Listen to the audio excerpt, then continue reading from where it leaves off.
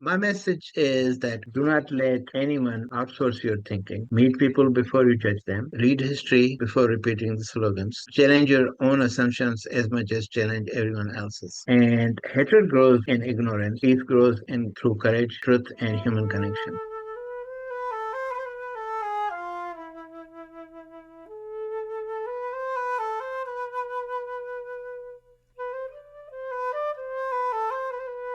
Okay, welcome everyone to a new episode of Zionist Café. And today we have a wonderful man to interview. He has an amazing story, and he is presenting himself as the first word on LinkedIn as the Muslim Zionist. He has many, many, many followers, an amazing account there too. So we will post that too. And welcome, welcome, welcome, Mansour Laghari. I'm so happy you're here. First, there are so many things what you do and have done. You have a remarkable bio, but I want to right away give a little bit of the attention to an amazing project. You have a very special project, and it is actually the following. You lead an international movement to counter extremism, and you combat anti-Semitism, building bridges of understanding between Muslims and the Jewish youth across continentals. And through education, dialogue, and small acts of humanity, Mansour believes in transforming prejudice into partnership. That is such an extremely powerful sentence to me, because when we often say, like, for instance, fighting anti-Semitism or fighting prejudice, how do you do that? How are people suddenly going to love and like each other? Well, it's not going to happen. And you, in this sentence, it says it all. And I saw the pictures, and that's fantastic. So I would love you to talk a little bit about that. Or yeah, maybe we start with that. Yeah, sure. So this project, which is Global Youth Unity Project, GYUP, so that started last year, and the Global Youth Unity Project is US-based 501c nonprofit organization, and we are dedicated to preventing youth radicalization and building the next generation of courageous, informed, and compassionate leaders. Now, our mission is to educate, empower, and connect young people from diverse backgrounds through critical thinking, interfaith dialogue, leadership, development, and real human relationship. Because for me, it is very important to have a personal relationship between different faiths, because a lot of people don't know about other faiths and they are out there criticizing, especially that is very much true in a Muslim world, because I grew up in Pakistan and I never met a Jewish person in my life. But like other people, it was taught in mosques and madrasas to hate Jewish people. And that is where this organization comes in, to bring together the young people from different faiths and cultures. So that replaces stereotypes with personal relationship and personal hatred with knowledge. Absolutely. And in GYUP, we reject anti-Semitism, Islamophobia, and all form of hatred and extremism. Yeah. So in that, we have different programs we are working on. We are working on International Youth Fellowship for Peace, and immersive leadership program that include educational, travel, and cross-cultural engagement. We have a Peace Ambassador program where we are preparing young leaders to become educate and for peace, truth, and coexistence. Also, we have Campus Ambassador Network, Peace Media Lab, helping young people to use digital media to promote truth, challenge, and extremism. So all these programs are under the umbrella of AYUP, and our network is global. We have our presence in pretty much every continent in the world. And right now we have hundreds of volunteers who are volunteer their time and, helping us with this effort. I alone cannot do, all of this, but with help of a lot of volunteers from different countries. We have volunteers in Australia, we have volunteers in Indonesia, Malaysia, Pakistan, Iraq, and also in Europe, Spain, New Zealand, and Netherlands. Yeah, can imagine that. Yeah, yes, Yeah. yes. And France, Spain. We have actually our board chairman is from Israel. He's a professor in Haifa University, and also then we have a great team here in the United States who are helping with this project. That is fantastic. Yeah, and you can see that on your website that you can sign up for all those possibilities. So how do you reach young people to join? How do you make them interested in the project? Like do you go to high schools or to colleges? Where do you start? Yes, so I mean, right now we are only online. Yeah. So we connect people through social media, Facebook, LinkedIn, Instagram, and but in future we are also making the different chapters in colleges and high schools in US. So we are creating the chapters in colleges, Yeah. and that is going to be by me visiting and talking to the students in different colleges and universities. Yeah. Wow, that is fantastic. How did you get to the decision to say, I am a Muslim Zionist? What is your life story? You're born in Pakistan and your father has been imprisoned. He was already standing up for the oppressed, right? And he was in prison for Yes, 27 years. Read your exactly. story somewhere on LinkedIn. Very impressive story you wrote a little while ago about his life and your life. So how did that go? Your father came home. He was murdered. And did you go with your mom to the United States? How did that go? Yeah, so let me answer first question because that's the question I ask most, like most people ask me that question. Yeah, Why of call course. myself Yeah. Muslim Zionist? Yeah. So over the years, many people have asked why I use this description. So for me, it reflects two parts of my identity that I believe can coexist. I'm a Muslim, and my faith calls on me to pursue justice, protect human dignity, and reject hatred. I also recognize Jewish connection to their ancestral homeland, Israel.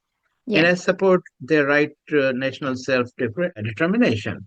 Now, my views were shaped by my own life experience, my study of history, and the people I have met along the way. Now, also, I just want to emphasize on this that in Quran, it is explained time and time again, which says that Jewish people are God's chosen people and the Bani Israel and the promised land. Yeah. So that is not something which is in conflict with my religion as a Muslim. I know that, if I may interrupt you, because I have read the Yeah, sure. Quran entirely.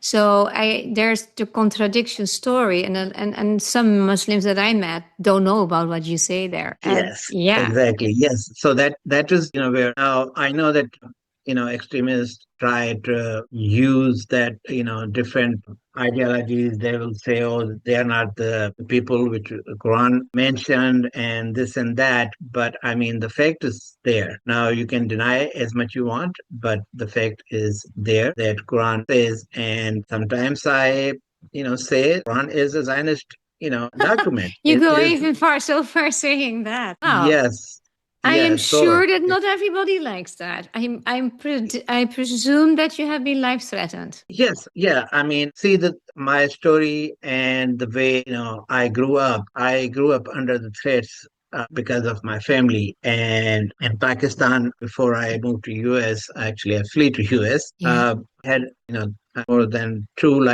attempts on my life, and also then after 13 years, I went to visit back Pakistan in 2013, and I was targeted then as well. Oof. So Yeah. so the these threats are for someone like me is a common thing. The only thing is that there's a boycott from some of the community. That is where it gets really hard because people who supposed to be your friends, they stop talking to you. The relatives, Yeah. who don't agree with you, they block you. They don't invite you in their ceremonies, and that is where it gets hard for us Muslims, moderate Muslims, Yeah. to deal with day to day because like everybody else, we have families, we have kids who go to school, who also work in the community.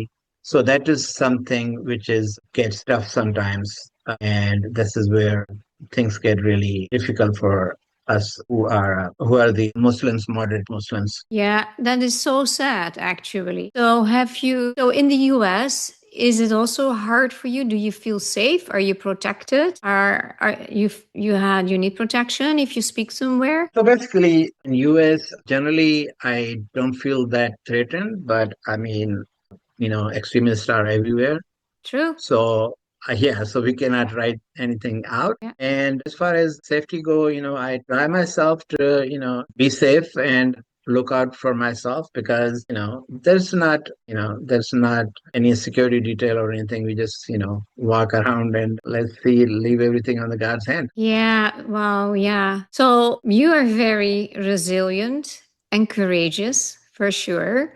Is that something you inherited from your father, or is your philosophy in alignment with how your father was? Yes, of course. That's what it is. I think I say that I inherited from his genes. Yeah. He was way more courageous than I am. He suffered a lot. He unfortunately was in the part of the world where extremists have support from the state, and also they have a huge support in local communities. And my father taught me something that stayed with me every day of my life. He believed human rights are not selective. If you defend only people you agree with, you're not defending human rights at all. And that is violations of human rights or women rights in other faiths, in other religions, when Jewish people are being murdered and when Jewish women are being violated, or Christians or Hindus Yeah. and the other religions are under attack and you don't say anything when narratives doesn't meet your requirement or your ideology. That is where I disagree with a lot of human rights, so-called human rights activists and women rights activists, because there's thousands of people got killed in Iran. Oh, yeah. I think, yeah, about 40,000 people, Yeah. and including kids and women. But I did not see any so-called human rights activists coming on our streets or protesting in campuses. So that tells you that their human rights narrative is selective, That and to say it that's in a nice way, yeah. And yeah, it is a very sad phenomenon. I think like in Yemen, maybe 500,000 people died. You don't hear nothing. I don't understand that. But we probably agree on the United Nations that it is a failed mission or failed organ when it comes to human rights and support. I mean, it's really very sad if you think about that. Horrible. Well, Nigeria. We can talk about so exactly. many countries. I totally agree with you. Yeah, How? talk about Yeah. Sudan. Sudan, same thing. Yeah. Yes, You don't hear nothing, nothing, nothing. No, that is honestly, for me a very sick phenomenon. The attention for Jews, giving the blame to us Jews to everything that is good or bad, doesn't matter. It's always twisted in another thing. It's bizarre. It's bizarre. That's why I started this channel, yes, And it was after October 7th, that was, of course, horrific. And then October 8th was another trauma, how the world responded. And you know about that for sure. So, how old were you when you came to the US? Because you're also an army veteran in the US. You have a huge curriculum. How old did you come here? yes. So, I mean, I came to US kind of like later in the age. I was 28, 29 when I flee from Pakistan and I came to US. And in the US, when I came in, I first time felt the freedom we always talk about, freedom of speech Yeah. and all, there's no, the religious equality we talk about, rights we are talk about. And that thing that it made me think that I can be anything. I have a freedom of speech. I can be someone who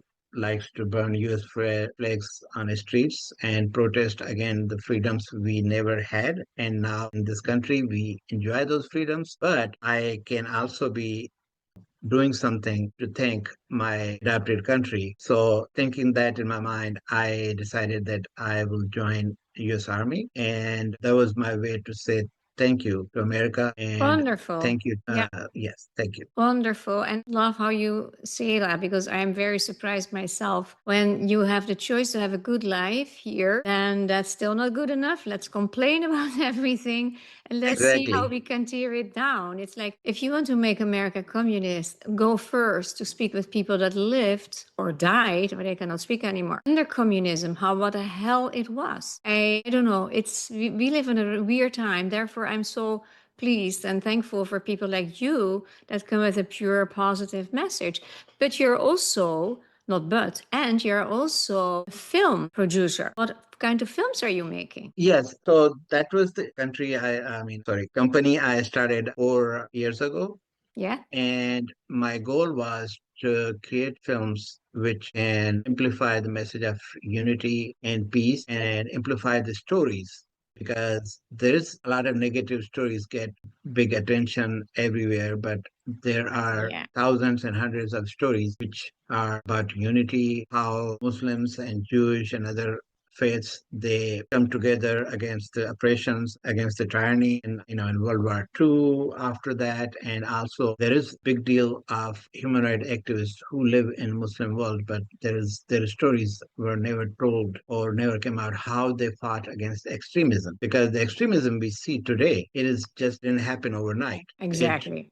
Yeah. It establishes you roots in Muslim world first, and Yeah. then from there it grew, and now we feel the effects of everywhere, effects of that extremism Yeah. everywhere. So there was the thought behind that, film company, to make those stories known to the world. Now, unfortunately, that project is right now on a halt because had a pretty big investment from a Qatari investor, and Qatar, their policies are not aligned to me and my company, so they pulled out their investment. So right now, the company is on hold. But basically, that was, I think, I would say one of the things, like, because that was my bread and butter, and that's Yeah. was kind of like left us on the brink of bankruptcy with this company. But I mean, I'm hoping that maybe in future we will be able to make those movies and let the world know how we can. Yeah, of course, that you find other sponsors and maybe countries that are connected to the Abraham Accords or so. Yes, exactly. Yes, exactly. So Yeah.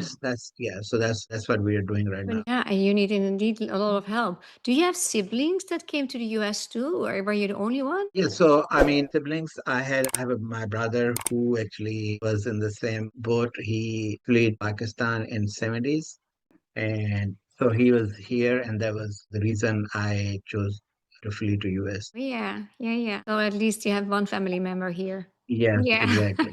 Wow, that is special. Yeah. So how is it for you? Because I saw also that you went to Al-Aqsa, right? The Temple Yes. Mount, and you got detained because you had then, I think it was like a while ago before the last hostages were out, that you had the Yes. yellow thing. Yeah. So how was that? Yeah, so that was the experience I will never forget in my life. So here I am in Israel, Jewish state, and I'm thinking that something or someone is going to challenge me, or ask me who I am or why I'm there. But that never happened. That didn't happen. I was received well from every community everywhere I went. And unfortunately, the one place which was under the control of Muslims, I was singled out only because I was wearing a small lapel pin, yellow pin. It was Yellow. like a little Yeah. tiny, yeah, a Yeah. little tiny pin.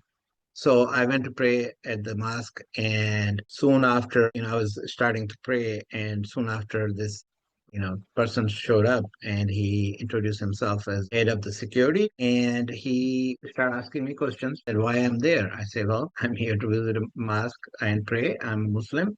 Yeah. So basically, he asked me that, give me your passport, and I gave him my passport. He looked at my name, and he was like, "Oh, you're supposed to be Muslim. Why you're supporting Jews?" And I was shocked. I was like, first of all, that I'm not supposed to be a Muslim. I am a Muslim, and because he saw my name, Mansour I get Hussein. it. Sure. Born where you're Yeah. So born. Yeah. yeah, exactly.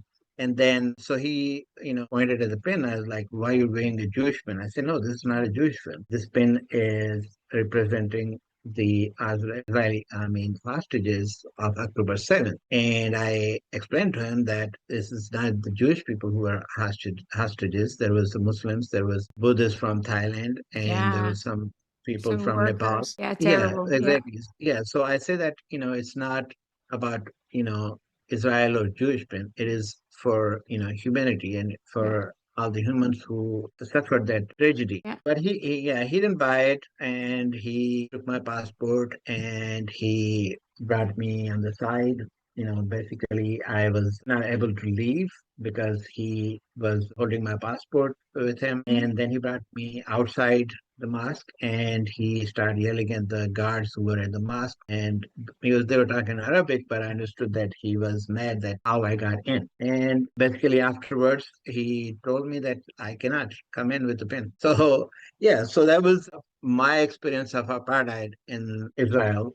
The only one, I Unfortunately, suppose. Yeah. that's the only one, Yeah. and it was where there was a Muslim control because those It's very sad. It could be so easily solved. The whole issues could be so easily solved. If you're a bit compassionate, give each other a space. There's the Middle East is so big. If you look at all the yeah. studies, so big, little, yeah, it's a psychological war too. It's not, it's unbelievable. But so how is it with other people, Muslims in America? Do they like what you do? They like what you do?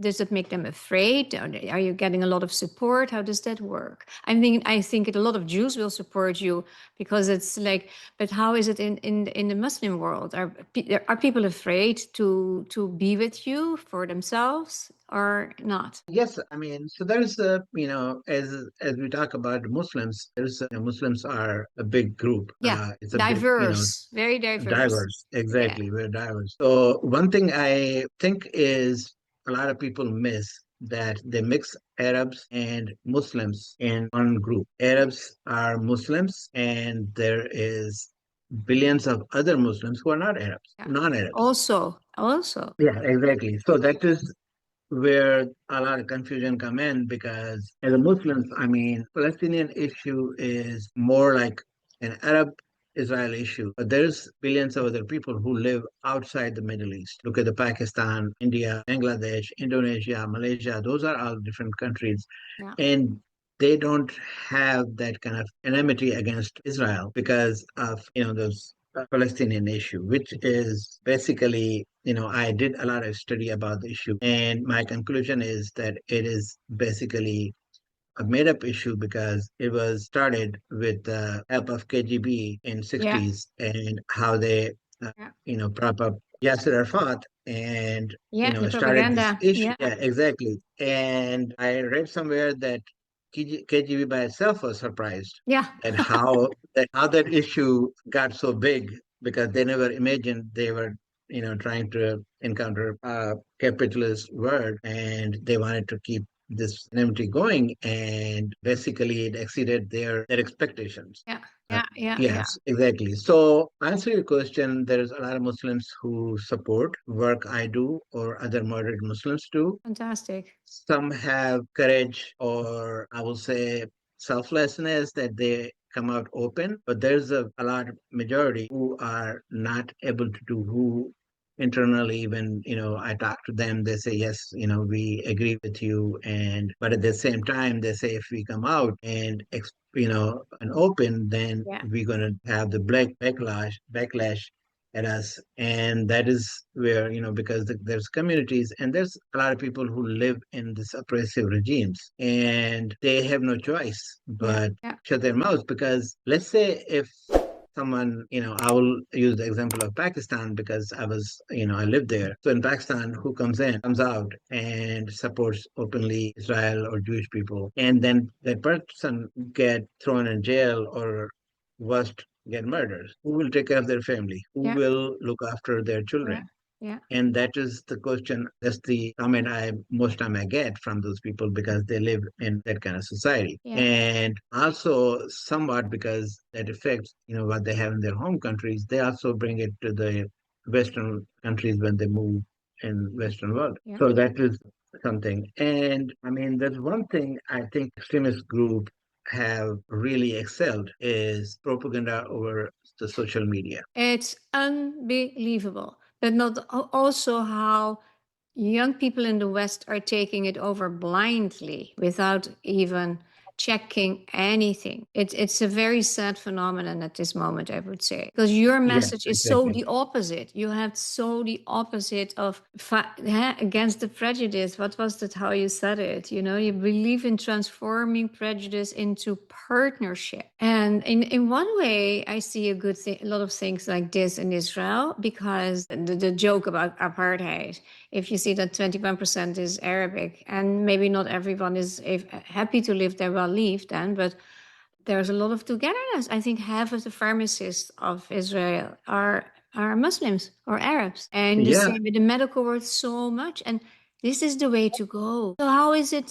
Because how is it with the interfaith thought that you have there? How is it then with the Christians? Are they also part of the movement that you have? yes, exactly. Because in the first, we started, when I started this organization, it was a global Muslim Jewish youth unity project. But then I have a lot of people from different faiths. They reached out and they said they want to help. Wow. And that's why we changed it to just Global Youth Unity Project to make sure that everybody feels welcomed and join us.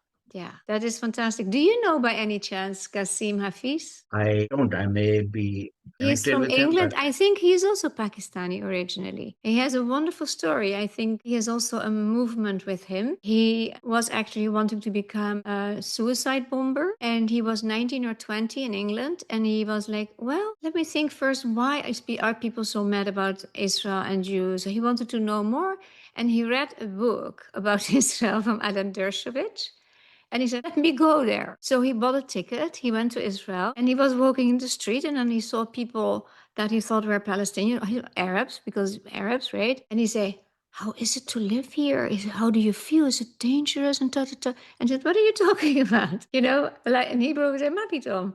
What are you talking about? No. And he totally changed his mind. And he's also yeah, very exactly. outspoken. Yeah, so that gives you proof that Yeah. the education, Yeah. personal connection, that's what our Is organization key. is, believe in. And that is, as you said, that's the key for solving these problems because education Yeah. is where people can learn Yeah. and it has to be on a historical basis and clear and conscious. I so agree. Unfortunately for this man, who was also so courageous, that's why I was wondering that you knew each other. His family doesn't want to speak to him anymore. But that could also be like in England, then you know how it is. It's hard to be courageous, and you know all about that. I mean, your father paid a tremendous, difficult price, right? 7 years Yes, and being yeah, tortured. 20, 27 years. And, as growing up, kids think about the grades and think about the toys. And I always thought about seeing my father again. Yeah, yeah, And when he's home, because sometimes, he got released and then he got arrested again and he got released and arrested again. So that was kind of like cycle we went through. And when he was home, I worried that, what's going to happen. And when, Pakistani army or police going to be breaking our doors and coming in. And that happened that sometimes, some of the nights when he was home, I, Mhm. wake up and we have guns in our faces. Horrible, horrible. Yeah, do you see it? Do you see it would change in Pakistan soon? The dreams of your father. Is there any effect of that in Pakistan? Followers? Yes, I mean, when you ask about change in Pakistan, unfortunately, I don't see it. I see that Pakistan is becoming a failed state What? and Say it again, please. a failed state. Yes, and because the creation of Pakistan was created on the basis of religion, and it was not thought through. Whoever decided to take a pen and divide the subcontinent or India at the time we called, Yeah. and they did not realize that when you're drawing the lines they divided a lot of different parts. There was Pashtuns, half of them live in Afghanistan, half live in Pakistan. There was Bangladesh, which is East Pakistan at the time, was on the other side of the Indian, what they carved as India. Mm. And also in Pakistan, like I was born in Pakistan and the part which called Sindh, which was basically an independent state Mhm, before mhm. Yeah. British, controlled it. So there's like a lot of things going on which shows, and of course, since the creation of Pakistan, I mean, if you compare between India and Pakistan, India always has the democracy. They always have a democratic government, and on the other side of Pakistan, it is only martial law. And if there's a civilian government, it's always under the hidden hand of military. So basically, there's no civilian government, and there's all the governments are supported or backed by military. Sometimes they are openly, sometimes in the backward. So that's all concerned where everyday people in Pakistan are suffering, and only thing Pakistani government is doing is building their arsenal, fooling West and especially America, and getting millions and billions of dollars, and they all, all it goes, half it goes to the ruling class, and the rest is the one which goes to spread the extremism. And there's almost 30 or 40 extremist organizations in Pakistan who are anti-West, anti-Israel, anti-India, anti every human right, and they are all supported by the governments, and they get the same dollars, our tax dollars go to them, Yeah. Yeah. and they used to kill people like us. So it's a sad situation. It is. It is. It is. Well, is there a message you would have for the world, for the people that watch? Is there a message of hope or a request for action, for support that you would like to share? Yes, Carla. So my message is simple, that we as humans are, we meant to be. Sorry, Yeah. let me get my thoughts on this. Yeah. Uh, I threw it in right away. I know. Take your time. We cut it out. Yes, meet people before you judge them. Read history before repeating the slogans. Challenge your own assumptions as much as challenge everyone else's. And hatred grows in ignorance. Peace grows in through courage, truth, and human connection. And in my life Yeah. has taught me one thing, that one conversation can change life, Yeah. and one relationship can change a generation. One mind change can change a generation. Yeah, you always can make those changes. Absolutely. I so agree with you. And you're especially, yeah, I cannot say it enough. You have heard me say before, but your courage and your power in this, your drive, I really hope that it will spread out everywhere. And it is Thank you so so much. needed, so needed. But thank you so Thank you so much. much. And yeah, and I am open for, conversations and joining, any group or any person who wants to help us, or they need our help. I'm available. Either way, I mean, you help them, they help you. I will put all the Exactly. information in the description, of course, how people can support you and what they can do. And yeah, this, I believe it's so important to help each other, especially in a good case like this. I'm very impressed with you. I'm very proud of you. Thank you so much for being here. Thank And you. I wish you all the success. And we stay in touch because I will continue following you. Yes, Take thank you so care. much. Take Yeah, care. bye-bye. Thank you so much. Thank you. We have a small request, and you probably know what it is about. But we have this very interesting situation that 91% of our returning viewers do not subscribe, but they are returning, so they must like it.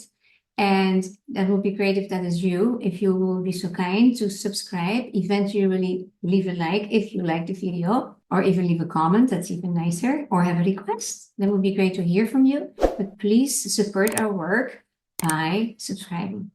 Thank you so very much. That will be such a favor to us.